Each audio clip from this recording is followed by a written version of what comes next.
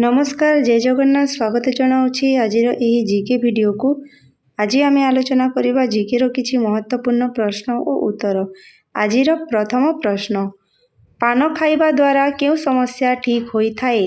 ए पेट जंत्रणा, B migraine, सी thyroid, D बदहजमी। दर्शक बंधु 5 second समय दि जाऊँगी, यही समय भितर उत्तर कहिबे। यार सठिक उत्तर हेउछि ऑप्शन डी बदहजमी। पान खाइबा द्वारा बदहजमी समस्या ठीक होता है। परवर्ती प्रश्न, क्यों पानी पीवा द्वारा पेटजनित समस्या ठीक होता है? ए मिश्री पानी, बी जुआणी पानी, सी मेथी पानी, डी पैड पानी। आशा करुछि यार उत्तर आपण माने जानी थिबे।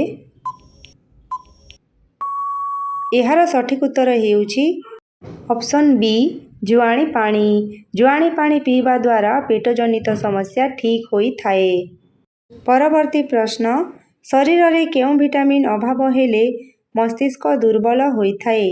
ए vitamin A, B vitamin B, C vitamin C, D vitamin B12।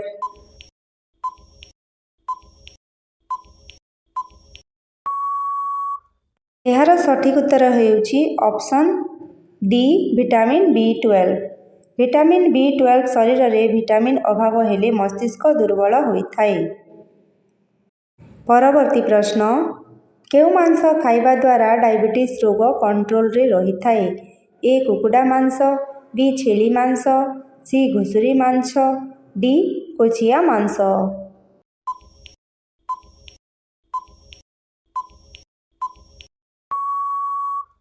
यार सठिक उत्तर हेउछि ऑप्शन डी कोचिया मांस।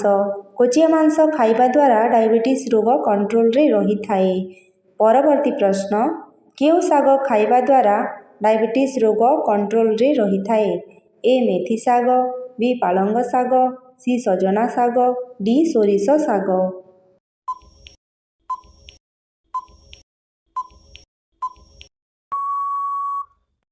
यार सठिक उत्तर हेउछि ऑप्शन बी पालंग साग। पालंग साग खाइबा द्वारा डायबिटीज रोग कंट्रोल रे रहिता है। परवर्ती प्रश्न, सोइबार केते घंटा पूर्वरु खाद्य खाइबा उचित? ए 1 घंटा, बी 2 घंटा, सी 3 घंटा, डी 4 घंटा।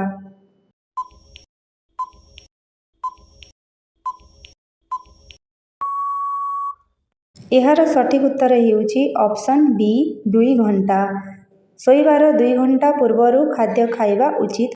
परवर्ती प्रश्न, कौन खाइबा द्वारा मनुष्यर हाड़ मजबूत होता है?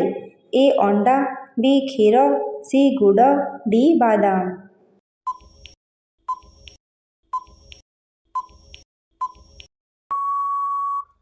यार सठिक उत्तर हेउछि ऑप्शन बी क्षीर। क्षीर खाइबा द्वारा मनुष्यर हाड़ मजबूत रहिता है। परवर्ती प्रश्न, क्यों पत्र चोबाइबा द्वारा बांति समस्या ठीक होता है?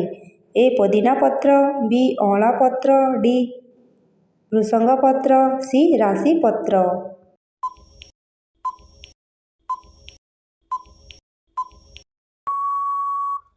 यार सठिक उत्तर हेउछि ऑप्शन ए पुदीना पत्र। पुदीना पत्र चोबाइबा द्वारा बांति समस्या ठीक होता है। परवर्ती प्रश्न, अधिक मद्यपान करिबा द्वारा मनुष्यर केउ अंग खराब होता है? A liver, B heart, C kidney, D फुसफुस।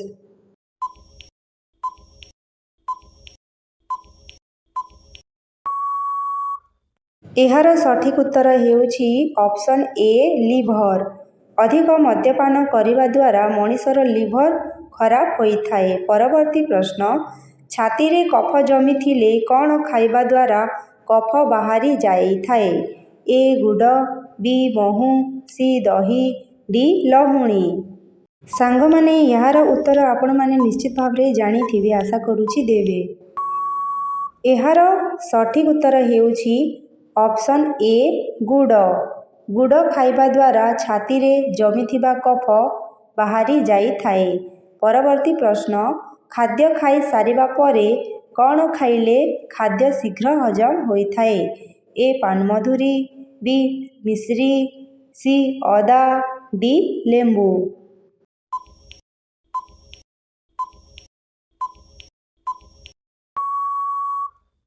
ଏହାର ସଠିକ୍ ଉତ୍ତର ହେଉଛି ଅପସନ୍ ଏ ପାନମଧୁରୀ। ଖାଦ୍ୟ ଖାଇସାରିବା ପରେ ପାନମଧୁରୀ ଖାଇଲେ ଖାଦ୍ୟ ଶୀଘ୍ର ହଜମ ହୋଇଥାଏ। ପରବର୍ତ୍ତୀ ପ୍ରଶ୍ନ, କେଉଁ ପାଣି ପିଇବା ଦ୍ୱାରା ବ୍ଲଡ୍ ପ୍ରେସର ରୋଗ କଣ୍ଟ୍ରୋଲରେ ରହିଥାଏ? ଏ ପଇଡ଼ ପାଣି, ବି ମେଥି ପାଣି, ସି ଜୁଆଣି ପାଣି, ଡି ଲେମ୍ବୁ ପାଣି।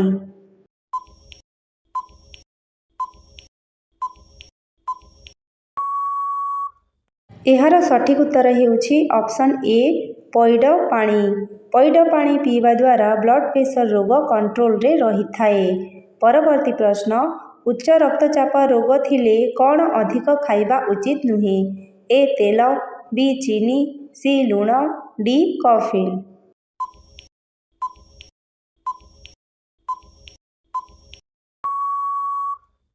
ଏହାର ସଠିକ୍ ଉତ୍ତର ହେଉଛି ଅପସନ୍ ସି ଲୁଣ। ଉଚ୍ଚ ରକ୍ତଚାପ ରୋଗ ଥିଲେ ଲୁଣ ଖାଇବା ଉଚିତ ନୁହେଁ।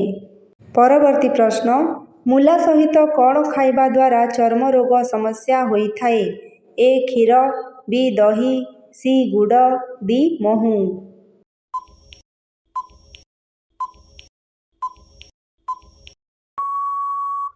ଏହାର ସଠିକ୍ ଉତ୍ତର ହେଉଛି ଅପସନ୍ ଏ କ୍ଷୀର। ମୂଲା ସହିତ କ୍ଷୀର ଖାଇବା ଦ୍ୱାରା ଚର୍ମ ରୋଗ ସମସ୍ୟା ହୋଇଥାଏ।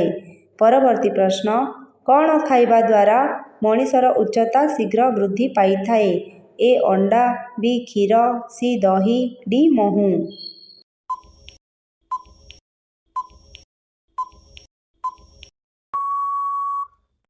ଏହାର ସଠିକ୍ ଉତ୍ତର ହେଉଛି ଅପସନ୍ ଏ ଅଣ୍ଡା। ଅଣ୍ଡା ଖାଇବା ଦ୍ୱାରା ମଣିଷର ଉଚ୍ଚତା ଶୀଘ୍ର ବୃଦ୍ଧି ପାଇଥାଏ। ପରବର୍ତ୍ତୀ ପ୍ରଶ୍ନ, ସକାଳୁ ଖାଲି ପେଟରେ କେଉଁ ପତ୍ର ଖାଇବା ଦ୍ୱାରା ଦୃଷ୍ଟି ଶକ୍ତି ବୃଦ୍ଧି ପାଇଥାଏ? ଏ ନିମ୍ବ ପତ୍ର, ବି ପୋଦିନା ପତ୍ର, ସି ଅଁଳା ପତ୍ର, ଡି ଭୃଷଙ୍ଗ ପତ୍ର।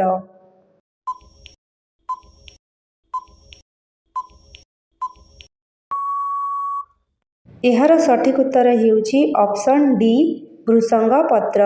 ସକାଳୁ ଖାଲି ପେଟରେ ଭୃଷଙ୍ଗ ପତ୍ର ଖାଇବା ଦ୍ୱାରା ଦୃଷ୍ଟି ଶକ୍ତି ବୃଦ୍ଧି ପାଇଥାଏ। ପରବର୍ତ୍ତୀ ପ୍ରଶ୍ନ, କେଉଁ ଫଳ ଖାଇବା ଦ୍ୱାରା ଫେସ୍ ଗ୍ଲୋ କରିଥାଏ? ଏ ସେଓ, ବି କମଳା, ସି ସପୁରୀ, ଡି ଡାଳିମ୍ବ।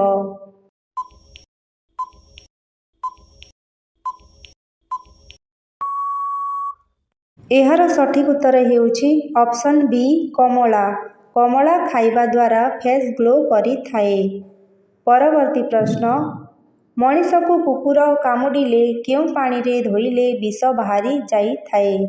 ଏ ଜୁଆଣି ପାଣି, ବି ସାବୁନ ପାଣି, ସି ହଳଦୀ ପାଣି, ଡି ସାଧା ପାଣି। ଦର୍ଶକ ବନ୍ଧୁ, ଏହାର ଉତ୍ତର ଆପଣମାନେ ଜାଣିଥିବେ, କମେଣ୍ଟରେ ଦିଅନ୍ତୁ। ସଠିକ୍ ଉତ୍ତର ଜାଣିବା ପୂର୍ବରୁ ଭିଡ଼ିଓକୁ ଗୋଟିଏ ଲାଇକ୍ କରନ୍ତୁ ଓ ଯେଉଁମାନେ ଚ୍ୟାନେଲକୁ ନୂଆ ଆସିଛନ୍ତି ସବସ୍କ୍ରାଇବ୍ କରିଦିଅନ୍ତୁ। ଏହାର ସଠିକ୍ ଉତ୍ତର ହେଉଛି ଅପସନ୍ ବି ସାବୁନ ପାଣି। ମଣିଷକୁ କୁକୁର କାମୁଡ଼ିଲେ ସାବୁନ ପାଣିରେ ଧୋଇଲେ ବିଷ ଅଳ୍ପ ପରିମାଣରେ କମିଯାଇଥାଏ। ତାପରେ ଡାକ୍ତରଙ୍କ ପାଖକୁ ଚିକିତ୍ସା ପାଇଁ ଯିବା ଦରକାର। ଭିଡ଼ିଓକୁ ଶେଷ ପର୍ଯ୍ୟନ୍ତ ଦେଖିଥିବାରୁ ଧନ୍ୟବାଦ।